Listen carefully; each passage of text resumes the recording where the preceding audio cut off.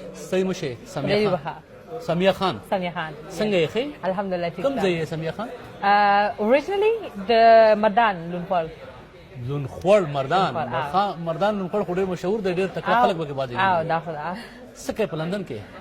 دلته سبق وایم اوس مې ډیګري کمپلیټ کړه او اوس ماسټرز ته اپلای کوم نو څونه وخت نه یې په لندن کې تقریبا 11 کالونه 11 کاله نه 11 ووایه 11 کالونه زه لونخوړ ته پښتونخوا ته او تللی وم اوس بله ورځ رالم 2 ورځې مې وشوې چې رالم څنګه ایکسپیرینس یا تجربه دې څنګه و څو کاله بعد چې لاړې هر څه بدل شوي دي خلک نه دی بدل شوی مایند سیټ نه دی بدل شوی نور هر څه بدل شوي دي څه مطلب مایند سیټ نه دی لکه عمق شانتي دي څنګه چې 11 کاله مخکې وو لندن کې ته چې کومې جامې اچې لکه دلته خو یقینا چې سکول ته ځې پتلون به وي د مغربي لباس به وي هغه شان لباس دلته کې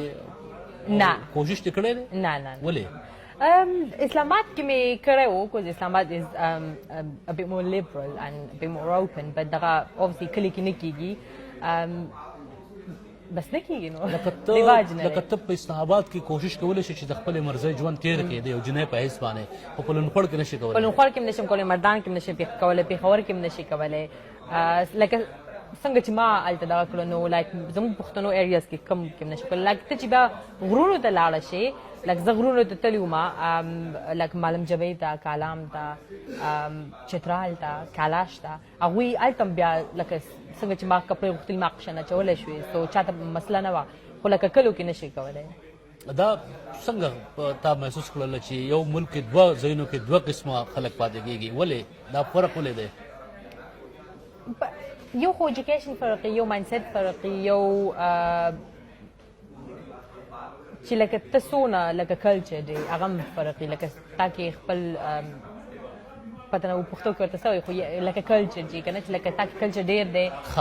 نو اوس چې بره لاړ شي هلته دونه کلچر نشته دا د پښتنو تاریخ دی یا د پښتنو کلتور دی یا د هغو ثقافت دی یا رواج دی یا روایتونه دي چې هغه داسې کوي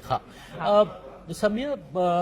نور څه تجربې وشوې ستا داسې چې هغه د یو انګلینډ کې 11 کاله تېره شوي جنۍ چې وي د هغې لپاره بیا لږ شاک وي لږ حیرانونکي وي چې دا کاش که داسې نه وی شریکولی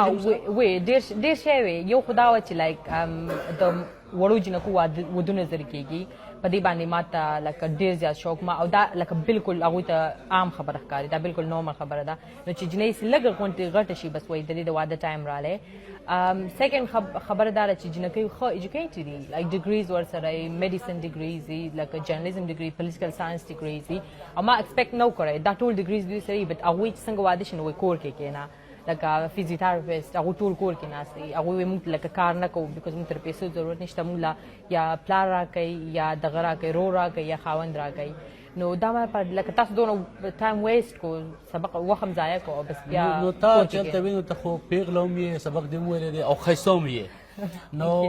تا ته چا د واده ست وکړو بلنې چا درته ویل چې واده وکړه مور پلار خویندورونو کلیوالو ټول نښتي انښتي وو درته ټول نښتي تا دې سات څنګه خلاصوه بیا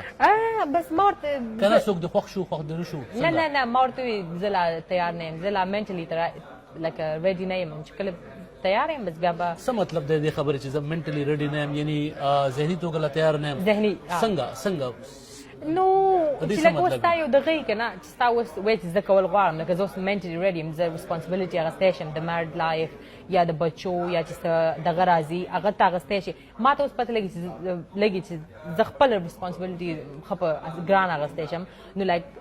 فګیټ چې لایک نور خلک کوي لکه دا ډېر زبردست سوچ دی مطلب ته وایي چې تر اوسه پورې ستا چې کوم سوچ دی هغه دا دی که ته واده وکړې بیا به ته کور ساتې بیا به ته خاوند سره ښه ژوند خپل ژوند به هم تېروي نو هغه بیا ډېر خلک نو هغه ممکن نه چې هغو سره انصاف وشي بالکل لکه فی الحال ما ته نه لګي چې زه به جسټس وکړم د میرډ لایف نو یو جنۍ له هغه وخته پورې ته څه وایي چې واده نه دي کول پکار تر څو پورې چې هغې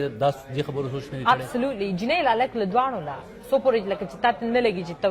یو لکه نور خلک ځان څه ساتلی شي بیکاز ته چې کله واده شي ته بیا یوازې نه یې سنګل پرسن نه یې تا سره ډېر خلک ریلیټډ شي نو هغه چې کله ته منټلي ریډي نه یې نو زه لکه چالم نه کول پکار نور داسې کومې خبرې چې هغه ستا لپاره ناشنا وې او هغه ته موږ سره شریکولی شي سوشل میډیا باندې چې کوم تصویران خلک ورکړي په فیسبوک یا په ټویټر جنکۍ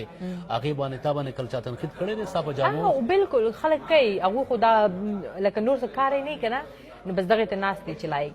څوک دا او یا لکه اوس دا ټول پښتانه چې کوم دي که نه انفورچونیټلی څوک به خفه هم شي هغوی دا سوچ کوي چې لایک زه پښتنه یم نو به زه د ټول ریسپانسبلیټي یم دا ټول لکه زما سیویرز دي یا ټول زما د آنر سیویرز دي یا زه چې څه کوم هغه باندې ټول پښتانه شرمېږي نو ما خو شل پیرې ویلې چې لکه زه څه کوم هغې باندې لکه زما خپل دغه دی که نه لکه پرسنل چویس دی ته پرې نه شرمېږي که ته پښتون یې پښتون به یې ځان له به یې که ته پنجابی یې ځان له به یې که ته څوک هم یې ځان له یې زه لکه I don't speak for everyone زه صرف ځان لپاره خبره کوم او د ځان لپاره لکه یم نو لکه پلیز ما ځان سره مه انکلوډ کوئ چې لایک دا پښتانه ده او دا زمونږ خلک خبرې کوي او پلان کې او ډینګ ته په پاکستان کې د سوچ خبره کوي ته په لاهور یا اسلام آباد یا کراچۍ کې یا کوم خړ کې سوچ خبره کوي خو سمیا دلته خو په لندن کې ما داسې خلک ولیدل چې د هغو سوچ هم ما ته ډېر زیات باکس لګیا تړلی ښکاري یا هغه مذهبي سختدریزي چې دا هغه ډېره دلته زیاته ده یره ډېره زیاته ده دلته په لندن کې هم داسې دی دا خو ایجوکیټډ خلک دی انفورچونیټلی دا خو دا نه ضروري لکه different types of education چې لکه ته mental growth غواړې که ته general knowledge تاسو نه دی او که ته صرف کتاب ولې صرف کتاب دی ولې ته به مخکې کتاب کې پرته یې کوم خلک چې دلته راغلی 10 کاله مخکې 20 کاله مخکې 15 کاله مخکې 10 کاله مخکې هغوی همالته پاتې دي اوس زما د مور نه زما کومې چاچیګانې چې دي پاکستان کې هغوی ته زیاته ماډرن دي زما کوم ترونه چې دي زما پلار نه زیات ماډرن او they moved on